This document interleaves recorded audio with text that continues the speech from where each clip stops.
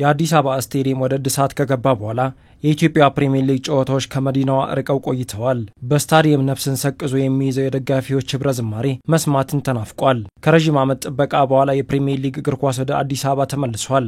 አዲስ አበባ በቀድሞ ሁኔታ ላይ ያለች ከተማ አይደለችም፣ ተለውጣለች። በለውጡ ውስጥ ደግሞ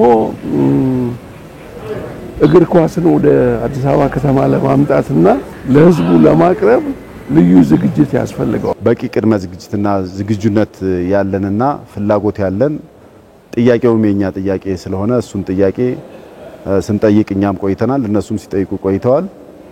አጋጥሞን የነበረው ችግር ከስቴዲየም አለመጠናቀቅ ጋር ከግንባታ ጋር ተያይዞ ያሉ ችግሮች ነበሩ።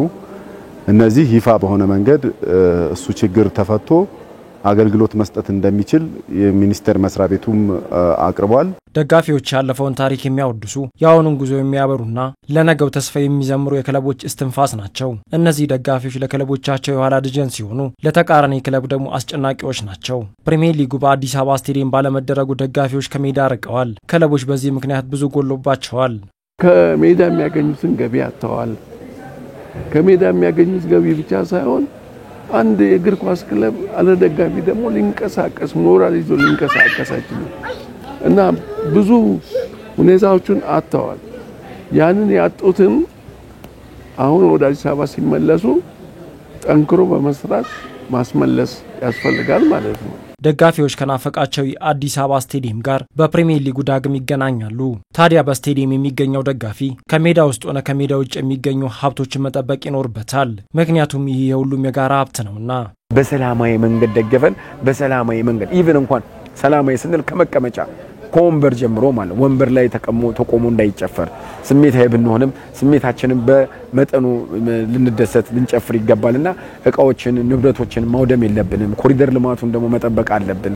ዋናው መሰረታዊ ጉዳይ ዲሲፕሊን እንዲከበር መንግስት ያወጣቸው ንብረቶች በየቦታ ያሉ ንብረቶች እንዲጠበቁ የህዝብ ሰላም ደግሞ እንዳይታወክ ነው ዋና ቁልፎች ናቸው። በእግር ኳስ ሀገራዊ አንድነትን መጠበቅና መገንባት ይገባል።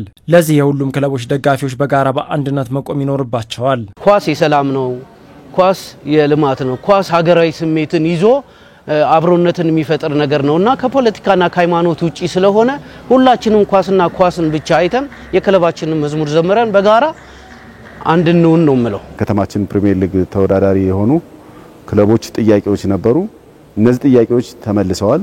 እነዚህ ጥያቄዎች ሲመለሱ ደግሞ ስፖርቱ ከፖለቲካ ከዘር ከሃይማኖት እና ከጎጥ ከሰፈር ከመንደር ነፃ በሆነ መንገድ መደረግ አለበት።